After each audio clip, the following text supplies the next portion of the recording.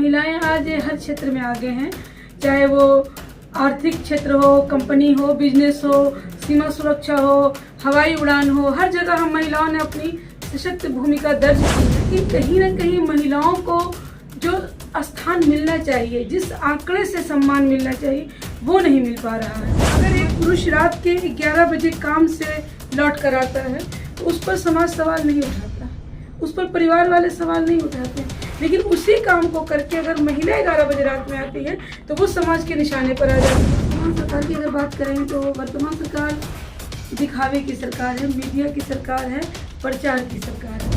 गलत है। पुरुषों के खिलाफ कहीं भी जहाँ नारे लगाए जाते हैं वो गलत है। अगर मैं अपनी बात करूँ तो मुझे वाकई कठिनाई का सामना करना ही नहीं पड़ता, क्योंकि अब कह सकते हैं कि यहाँ के लोग अच्छे हैं या मेरे आसपास के लोग अच्छे हैं। मुझे आज तक कहीं पर भी ये महसूस नहीं हुआ कि मैं एक महिला हूँ। नमस्कार, बेगूसराय फ्रंट लाइन में आपका स्वागत है। महिलाओं के अधिकार, हिस्सेदारी को लेकर और उनके अधिकार में जागरूकता पैदा करने के लिए 8 मार्च को अंतर्राष्ट्रीय महिला दिवस मनाया जाता है। मेरे बीच हैं वार्ड पार्षद, राजनीतिक कार्यकर्ता, समाज सेवा से जुड़ी हुई डॉक्टर शगुफ्ता ताजवर जी हैं। इनसे मैं जानना चाह रहा हूँ जो अंतर्राष्ट्रीय महिला दिवस के मौके पर ये क्या कहना चाह रही। बेगूसराय फ्रंट लाइन में शगुफ्ता जी, आपका स्वागत। बहुत बहुत शुक्रिया। महिला दिवस को आप किस रूप में देखती हैं? 8 मार्च जिसे हम अंतर्राष्ट्रीय महिला दिवस के रूप में मनाते हैं, मैं तो यही कहूँगी कि केवल एक दिन महिलाओं का ना करके अगर हम साल भर महिलाओं को सम्मान दें और महिलाओं के अधिकार की बात करें तो ज़्यादा बेहतर होगा।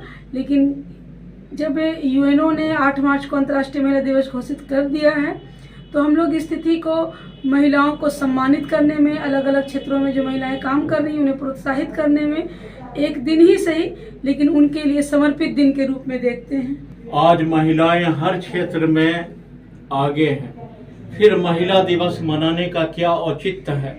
आखिर ऐसा कौन सा अधिकार है जो महिला को नहीं मिल पा रहा? देखिए, आपने सही कहा कि महिलाएं आज हर क्षेत्र में आगे हैं, चाहे वो आर्थिक क्षेत्र हो, कंपनी हो, बिजनेस हो, सीमा सुरक्षा हो, हवाई उड़ान हो, हर जगह हम महिलाओं ने अपनी सशक्त भूमिका दर्ज की है। लेकिन कहीं न कहीं महिलाओं को जो स्थान मिलना चाहिए, जिस आंकड़े से सम्मान मिलना चाहिए, वो नहीं मिल पा रहा है।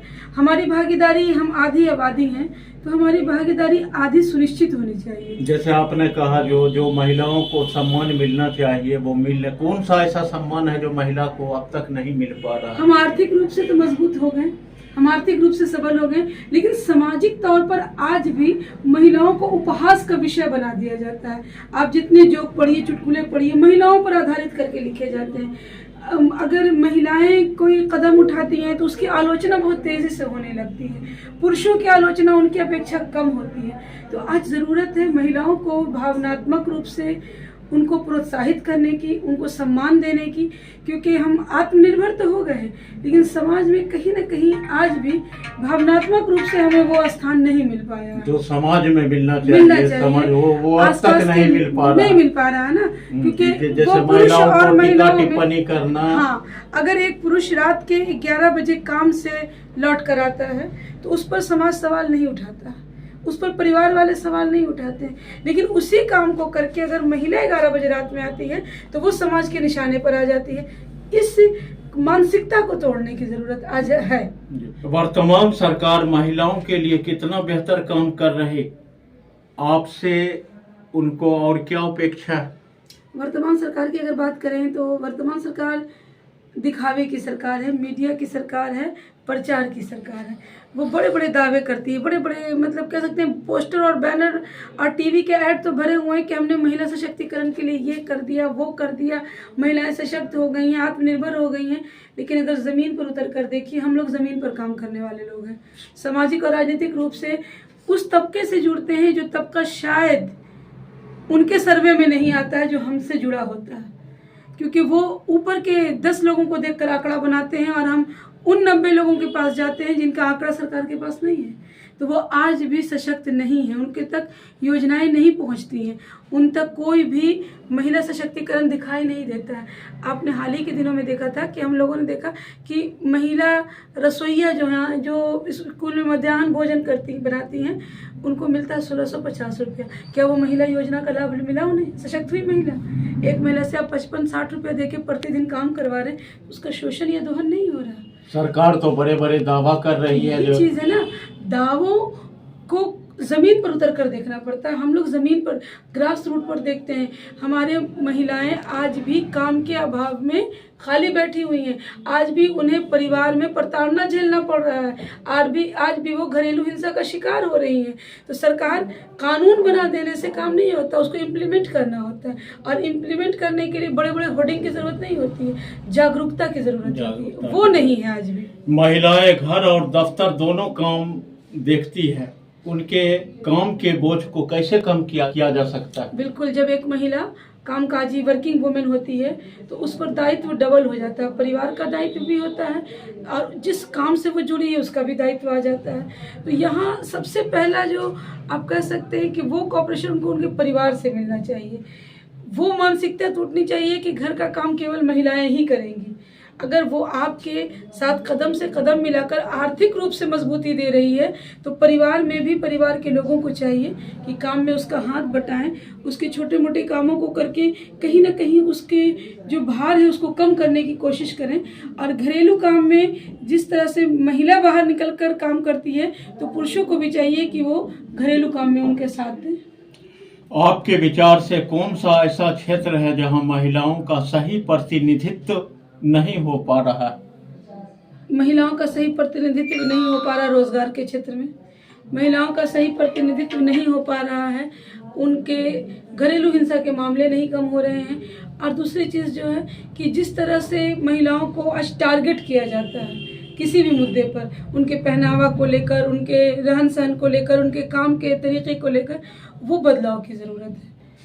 एक महिला जब घर से बाहर निकलती है तो बहुत कुछ सैक्रिफाइस करती है, अपने आप को एक कह सकते हैं कि दो जिम्मेवारियों में बांटती है, तो उसे उसके हिसाब से काम करने देना चाहिए। यहाँ पर मानसिकता में बदलाव की जरूरत है। जैसे महिला जो कर रही है उसको करने देना चाहिए, उसमें हस्तक्षेप नहीं देना चाहिए। हाँ, जैसे हम लोगों ने देखा है, ये मैं एक बात कहूँगी, मैं किसी के भावना को आहित नहीं कर रही हूँ कि हमें नगर निगम चुनाव हो, पंचायत चुनाव हो, उसमें 50% की हिस्सेदारी मिली, हमने चुनाव जीता।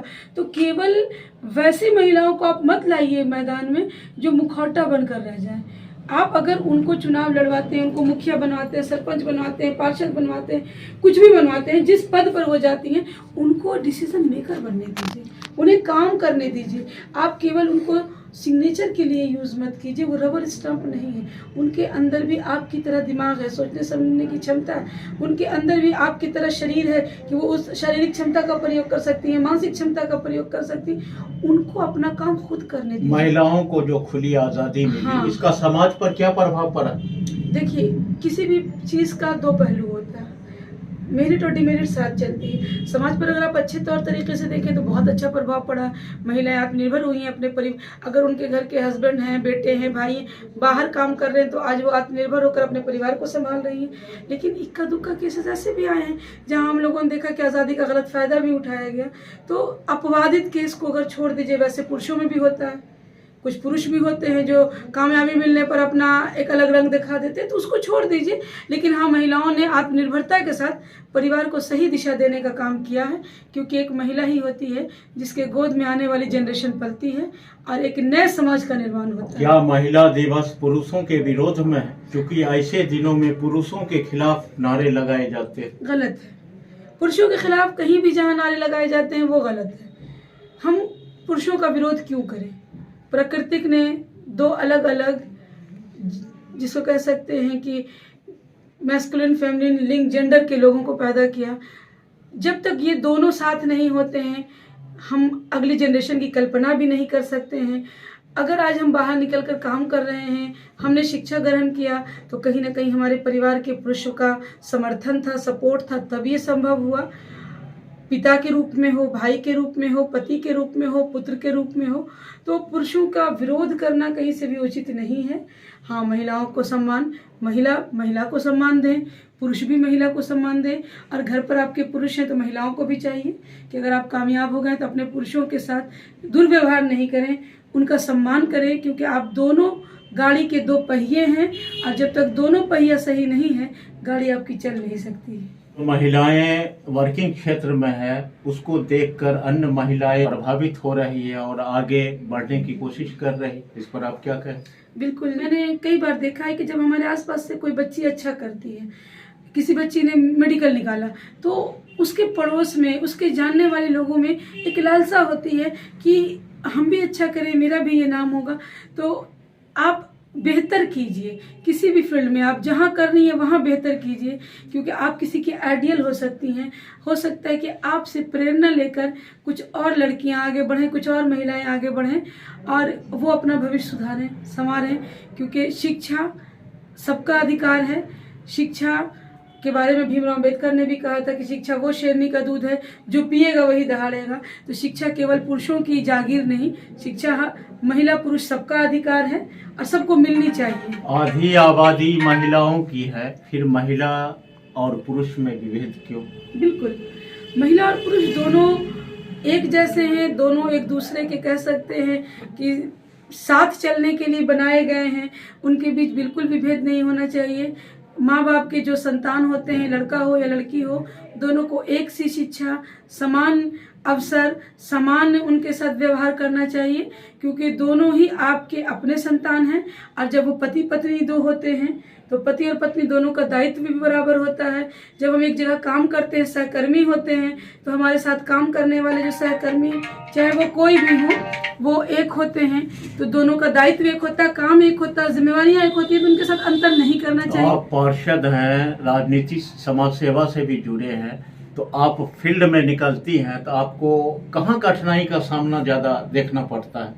अगर मैं अपनी बात करूं तो मुझे वाकई कठिनाई का सामना करना ही नहीं पड़ता है, क्योंकि अब कह सकते हैं कि यहाँ के लोग अच्छे हैं या मेरे आसपास के लोग अच्छे हैं। मुझे आज तक कहीं पर भी ये महसूस नहीं हुआ कि मैं एक महिला हूँ। मैं अकेले दिन में रात में लोगों के बीच जाती हूँ, कहीं भी ज़रूरत पड़ने पर खड़ी हो जाती हूँ, किसी ऑफिस दफ्तर में जाती हूँ, मुझे कहीं कभी इस बात का आभास नहीं हुआ कि महिला होने के कारण मेरे साथ दुर्व्यवहार हो रहा है या महिला होने के कारण मुझे कठिनाई हो रही है। कभी भी मुझे किसी भी मतलब कह सकते हैं, मुझे पर्सनली, मैं अपनी बात कर रही हूँ, मुझे कठिनाई नहीं हुई। मुझे हर जगह सम्मान मिलता है। काम काज में किसी तरह का कोई आपके साथ कोई कठिनाई नहीं, किसी तरह की कोई बात नहीं? मेरे साथ ना ऑफिसरों के द्वारा, ना आम लोगों के द्वारा, ना मीडिया बंधुओं के द्वारा कहीं कभी कोई ऐसा नहीं अंतर किया गया कि आप महिला हैं या आपके साथ ये काम नहीं हो रहा। मुझे लगता है कि हमारे लोगों की मानसिकता बदली है, लोगों की सोच में बदलाव आया है और आज इसका ही परिणाम है कि हम महिलाएं सुरक्षित महसूस करते हुए काम कर रहे हैं और जहाँ पर भी जाते हैं लोग सम्मान की दृष्टि से ही देखते हैं, कहीं कोई परेशानी नहीं होती। मेरे बीच बात कर रही थी वार्ड पार्षद और सामाजिक कार्यकर्ता डॉक्टर शगुफ्ता ताजवर जी से हमारी बातचीत महिला दिवस के मौके पर बातचीत हुई। इन्होंने खुलकर महिलाओं के पक्ष की बात की और सामाजिक बराबरी, हकदारी जो महिलाओं को मिलना चाहिए, हक, अधिकार, हिस्सेदारी, वो अब तक नहीं मिल पाया है। देखते रहिए बेगूसराय फ्रंटलाइन। मिलते हैं अगली वीडियो में। धन्यवाद।